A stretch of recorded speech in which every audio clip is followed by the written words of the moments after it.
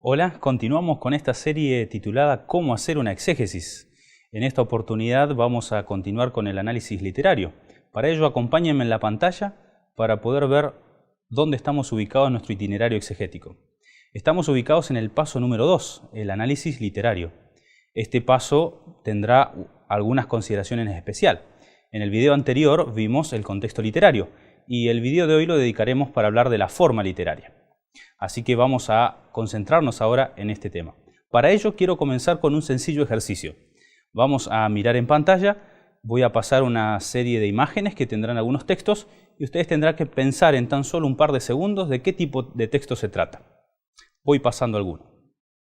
Vamos a dejarla solo unos segundos para que ustedes puedan mirar la forma de cada uno de estos textos y puedan decir en estos breves segundos de qué tipo de texto se trata. Podemos, sin lugar a dudas, identificar cada uno de ellos. En este momento pudieron diferenciar una carta de un artículo de periódico, o de una poesía, o de un cuento, o de una historieta. Con tan solo verlo y casi sin prestar atención a las palabras, pudieron identificar cada uno de esos textos literarios. Bien. Cuando vemos un texto, no solamente estamos componiendo palabras, sino que también esas palabras se las expresa en alguna forma. Esto es lo que nosotros denominaremos la forma literaria. ¿Qué es una forma literaria? Son aquellas diversas categorías con las cuales escribimos, hablamos, atendiendo a la estructura y al contenido. ¿Por qué es importante prestar atención a la forma literaria? Pongamos un sencillo ejemplo. Si leemos la siguiente frase, el ferrocarril Sarmiento salió ayer a las 8:31, podríamos buscar en diccionarios, en léxico, el significado de las palabras que allí se presentan, pero todavía no estaremos dándole un valor específico a esas palabras. Por ejemplo, si esa frase aparece en un reporte oficial de ferrocarriles, sabemos que la frase es exacta, se trata de las 8:31 en punto, y que se trata de un hecho real. Si esa frase aparece en una carta personal, puede ser que quien escriba se haya equivocado en algunos minutos y no sea tan exacta. O si esa misma frase aparece en una novela de detectives, simplemente sabremos que se trata de ficción. Así que depende de dónde esté ubicado o qué tipo de texto estemos trabajando, es el significado que también le vamos a dar a las palabras. ¿Cómo identificamos la forma literaria? Bueno, tenemos que prestar atención a varias cosas. En primer lugar, al contenido. Cuando nosotros miramos un recetario de cocina, una guía de ferrocarriles o una carta o una poesía, con una simple mirada ya podemos saber de qué se trata. Así que por el contenido mismo y la forma que se le da ya podemos tener una primera aproximación a qué tipo de forma se trata. También tenemos que pensar en el estilo. Cuando comparamos un sermón con una novela, aparte del contenido específico, también vemos una diferencia en el estilo en el cual el lenguaje se está empleando. Reconocemos instintivamente de qué tipo de escrito se trata por medio de esas palabras y por medio de ese estilo. Otro elemento a tener en cuenta es la ambientación. Cada forma literaria surge de una situación concreta de vida. Por ejemplo, si nosotros ya formamos parte del sistema educativo y estamos familiarizados con podríamos claramente darnos cuenta o identificaríamos un típico manual de texto para una cátedra, por ejemplo. O aquellos que participan de una iglesia podrán estar familiarizados con un libro de himnos o un coritario que forma parte de los hábitos religiosos de cada uno de ellos. Así que cada tipo o cada forma de texto está también relacionada con un ambiente especial. Bien, en resumen, podemos definir que la forma literaria es una categoría de lenguaje verbal o escrito que tiene un contenido particular, emplea un vocabulario y un estilo distintivo y además surge ante una determinada circunstancia de vida. Muy bien, aplicado a los estudios bíblicos, el estudio de la forma literaria es algo relativamente reciente. Fue el erudito Hermann Gunkel el encargado de aplicar estudiar el tema de las formas literarias dentro del texto bíblico.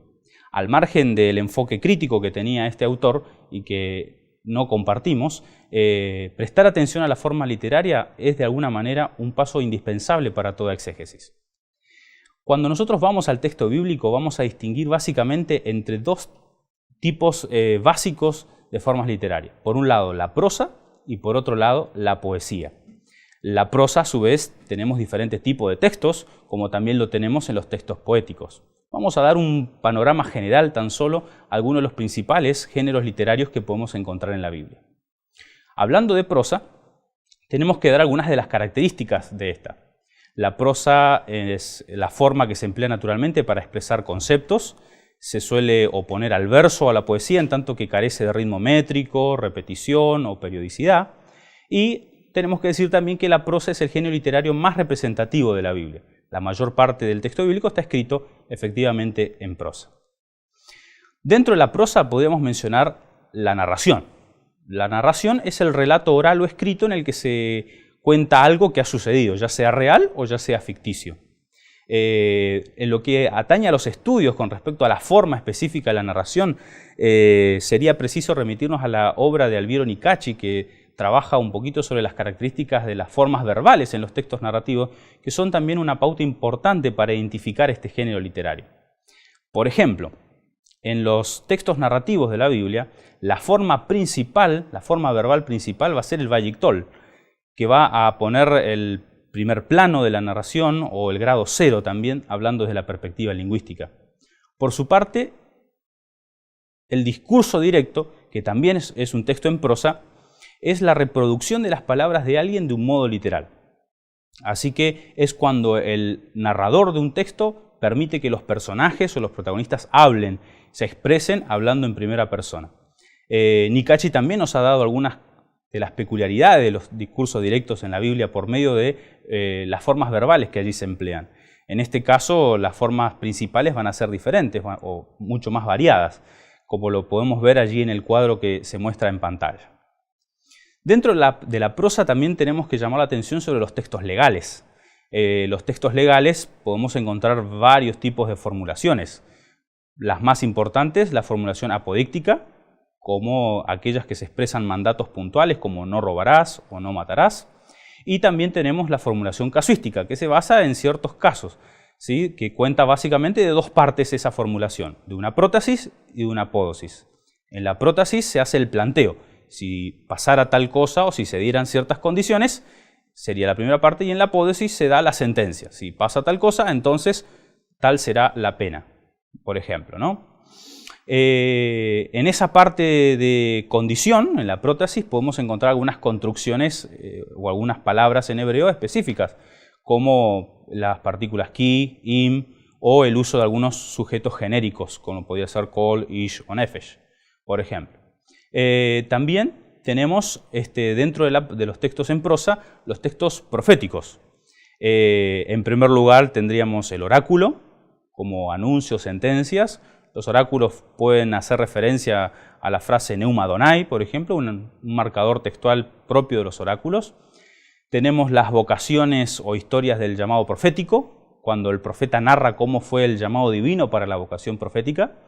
Tenemos los sueños y visiones, que se narra lo que el profeta ve, lo que está experimentando, así que por esa razón va a ser muy común tener palabras como Hatzón, Bejiné o la raíz Ra, para hacer referencia a lo que está aconteciendo en la experiencia del profeta. Tenemos también los textos apocalípticos, que poseen un alto contenido simbólico, una perspectiva un poco más universal que la profecía clásica, cósmica, y entre otras características específicas. Y los textos escatológicos, que proyectan de alguna manera el mensaje del profeta a algún momento posterior, ya sea a corto, mediano o largo plazo. Y las frases por allí que son características de estos textos son frases como Bayom Jahu, Yom Adonai, Hiné Yamim Baim, entre otras frases que podríamos mencionar. Ahora pasemos un poquito a la poesía. La poesía posee algunas características propias que la distinguen claramente del texto en prosa. En primer lugar, está organizada en versos o sentencias de cierta medida. Además, se hace uso de un lenguaje figurado, que es abundante en ocasiones. Hay un uso extensivo del paralelismo, así que es algo que se emplea básicamente para estructurar el mensaje de un texto poético. Hay presencia de elipsis, o sea, la ausencia de algunos elementos que uno esperaría, pero que están ausentes. También el uso de pares de palabras, que se usa muchísimo en la poesía hebrea y semítica en general. el uso del fronting, o sea, ubicar elementos antes del verbo principal de la oración. También se caracteriza por la parataxis o ausencia de marcadores sintácticos que uno esperaría, pero que están ausentes también. Y ausencia de algunos elementos, como puede ser el artículo definido, el pronombre relativo ayer o el signo del objeto directo et. Bien, dentro de poesía tenemos también varios géneros literarios. Los himnos, la literatura sapiencial, como Eclesiastés, lamentación, como el libro de Lamentaciones, textos poéticos proféticos o textos amatorios, como puede ser Cantar de los Cantares, entre otros también. Habíamos hablado como una característica el uso de paralelismo. Esto es algo indispensable o que es muy característico de la poesía hebrea. Ese paralelismo puede ser tanto gramatical como semántico. Gramatical cuando en dos líneas poéticas se repite una misma estructura interna. O semántica cuando las palabras en ambos elementos del poema son prácticamente el mismo. Con respecto al paralelismo, este viene siendo estudiado ya hace bastante tiempo. De hecho, en el siglo XVIII fue estudiado por el obispo Robert Lowth, quien fue el primero en notar el uso frecuente de esto en la poesía hebrea. Y él hizo una clásica diferenciación entre tres tipos de paralelismos: el paralelismo sinonímico, el antitético y el sintético. El sinonímico es aquel cuando en ambas líneas se repite una idea o un concepto que es igual, cuando la línea A es igual a línea B. Pongo en pantalla un ejemplo. Isaías 1:3 dice: el buey conoce a su dueño y el asno el pesebre de su señor. En este caso, buey es sinónimo de asno y dueño es sinónimo de su señor. Así que en ambas líneas tenemos una repetición de la idea. El paralelismo antitético es cuando en una idea se expresa una idea que es opuesta a la que encontraremos en la línea B. Pongo en pantalla otro ejemplo, el Salmo 35, que dice: porque su enojo es de un momento, pero su favor dura toda la vida. En este caso tenemos que enojo se opone a favor y un momento es opuesto a toda la vida. Así que este sería un ejemplo de paralelismo antitético. ¿Cuál sería el sintético? Es cuando ambas líneas en realidad se complementan. Son diferentes, pero complementarias. Podemos citar como un ejemplo el Salmo 41. Pacientemente esperé al Señor y se inclinó a mí y oyó mi clamor. En una primera línea encontramos la actitud del salmista y en la segunda la respuesta de Dios. Ambas son complementarias. Bien, algunos ejercicios para poner en práctica los contenidos de esta unidad. En primer lugar, consulta el material complementario sobre Génesis 22. Luego, identifica si tu pericopa es prosa o poesía. Esta sería la primera distinción a tener en cuenta. Luego, procura identificar el género literario específico, ya sea narración, discurso legal, profético, himno, etc.